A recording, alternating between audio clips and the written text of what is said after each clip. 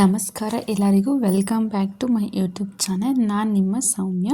ಎಲ್ಲರೂ ಹೇಗಿದ್ದೀರಾ? I hope ಎಲ್ಲರೂ ಚೆನ್ನಾಗಿದ್ದೀರಾ ಅಂತ ಅಂದ್ಕೊಳ್ತಾ ಇದ್ದೀನಿ.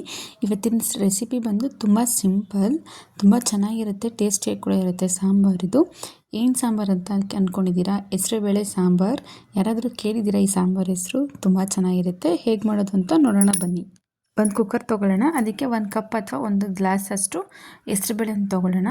ನೀಟಾಗಿ ವಾಶ್ ಮಾಡ್ಕೊಂಡಿದ ನಂತರ ಸ್ವಲ್ಪ ಬೆಳ್ಳುಳ್ಳಿ, ಒಂದು 10ರಿಂದ 12 ಎಸಲಷ್ಟೇ. ಈಗ ಟೊಮೊಟೊ ಬಂದು ದಪ್ಪ ಇದ್ದರೆ 2 ಹಾಕ್ಕೊಳ್ಳಿ ಸಾಕಾಗುತ್ತೆ. ಸೊ ಸಣ್ಣದಿದ್ದರೆ 3 ಹಾಕ್ಕೊಳ್ಳಿ ಅಷ್ಟೇ. ಒಂದು ಈರುಳ್ಳಿ ತೊಗೊಂಡಿದ್ದೀನಿ. ಅರ್ಧ ಈರುಳ್ಳಿ ಇದಕ್ಕೆ ಹಾಕ್ಕೊಳ್ಳೋಣ, ಅರ್ಧ ಈರುಳ್ಳಿ ಒಗ್ಗರಣೆಗೆ ಹಾಕ್ಕೊಳ್ಳೋಣ. ಇಲ್ಲಿ ಒಂದು 8 ಒಣಮೆಣ್ಸಿನ್ಕಾಯಿ ತೊಗೊಂಡಿದ್ದೀನಿ. ನೀವು ಬೇಕಾದರೆ ಹಸಿಮೆಣ್ಸಿನ್ಕಾಯಿ ಯೂಸ್ ಮಾಡ್ಬೋದು.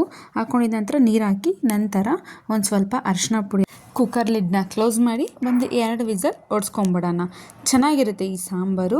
ನೀವು ಒಮ್ಮೆ ಟ್ರೈ ಮಾಡಿ ನನಗೆ ಹೇಗಿತ್ತು ಅಂತ ಕಮೆಂಟ್ ಮಾಡಿ.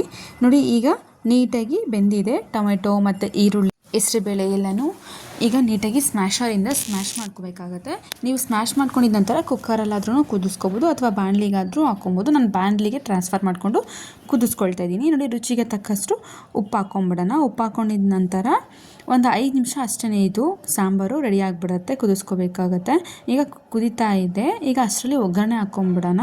ಒಗ್ಗರಣೆಗೆ ಚಿಕ್ಕದೊಂದು ಬಾಣಲಿ ಇಟ್ಬಿಟ್ಟು ಸ್ವಲ್ಪ ಎಣ್ಣೆ ಹಾಕ್ಕೊಂಡಿದ್ದ ನಂತರ ಒಂದು ಸ್ವಲ್ಪ ಸಾಸಿವೆ. ನಾನು ಜೀರಿಗೆ ಏನು ಯೂಸ್ ಮಾಡಿಲ್ಲ, ನೀವು ಜೀರಿಗೆ ಬೇಕಂದರೆ ಹಾಕ್ಕೊಬೋದು, ನಾನು ಹಾಕಿಲ್ಲ.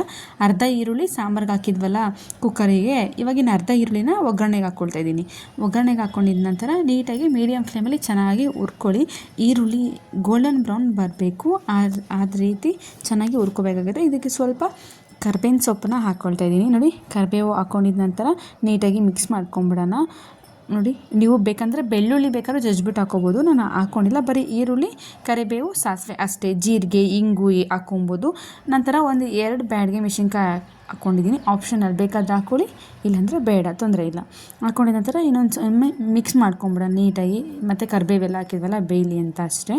ನಂತರ ಈಗ ಕುದೀತಾ ಇರೋ ಸಾಂಬಾರಿಗೆ ಒಗ್ಗರಣೆ ಎಲ್ಲ ಹಾಕ್ಕೊಂಬಿಡೋಣ. ಈ ಸಾಂಬಾರಂತೂ ತುಂಬ ಟೇಸ್ಟಿಯಾಗಿರುತ್ತೆ, ಚೆನ್ನಾಗಿ ಕೂಡ ಇರುತ್ತೆ. ತುಂಬ ಸಿಂಪಲ್ ಕೂಡ ಅಷ್ಟೇ ಈ ಸಾಂಬಾರು. ನೈಟ್ ಟೈಮು ಏನಪ್ಪ ಮಾಡೋದು ಸಾಂಬಾರು ಅನ್ನೋ ಚಿಂತೆ ಇದ್ದಾಗ ಆರಾಮಾಗಿ ಕ್ವಿಕ್ಕಾಗಿ ಈ ಸಾಂಬಾರು ಮಾಡ್ಕೊಂಬಿಡ್ಬೋದು. ಅಷ್ಟು ಚೆನ್ನಾಗಿರುತ್ತೆ ಸಾಂಬಾರು. ವಾರದಲ್ಲಿ 3 ಸಲ ಮಾಡಿದ್ರೂ ಈ ಸಾಂಬಾರು ಇಷ್ಟಪಟ್ಟು ತಿಂತಾರೆ, ಅಷ್ಟು ಚೆನ್ನಾಗಿರುತ್ತೆ.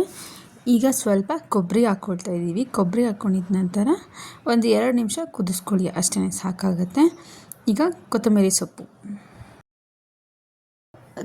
ಹಾಕ್ಕೊಂಡಿದ ನಂತರ ಸ್ಟವ್ ಆಫ್ ಮಾಡಿಬಿಡಿ, ಸಾಕು ಕುದ್ದಿರೋದು. ಈಗ ಫೈನಲಾಗಿ ಹೆಸರುಬೇಳೆ ಸಾಂಬಾರು ರೆಡಿಯಾಗಿದೆ. ತುಂಬ ಚೆನ್ನಾಗಿರುತ್ತೆ. ಇನ್ನು ಯಾರೆಲ್ಲ ಸಬ್ಸ್ಕ್ರೈಬ್ ಮಾಡ್ಕೊಳ್ತೀರಾ, ಹಾಗೇ ನೋಡ್ತಿದ್ದೀರಾ, ಪ್ಲೀಸ್ ದಯವಿಟ್ಟು ಸಬ್ಸ್ಕ್ರೈಬ್ ಮಾಡ್ಕೊಳ್ಳಿ. ಹಾಗೆ ಇನ್ನಷ್ಟು ಇದೇ ಥರ ಹೊಸ ರೆಸಿಪಿಗಳಿಗಾಗಿ ನಮ್ಮ ಚಾನೆಲ್ನ ಸಬ್ಸ್ಕ್ರೈಬ್ ಮಾಡ್ಕೊಳ್ಳಿ.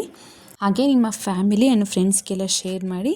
ಈ ಸಾಂಬಾರನ್ನ ನೀವು ಟ್ರೈ ಮಾಡಿ, ಹೇಗಿತ್ತು ಅಂತ ನನಗೆ ಕಮೆಂಟ್ ಮಾಡಿ. ಧನ್ಯವಾದಗಳು.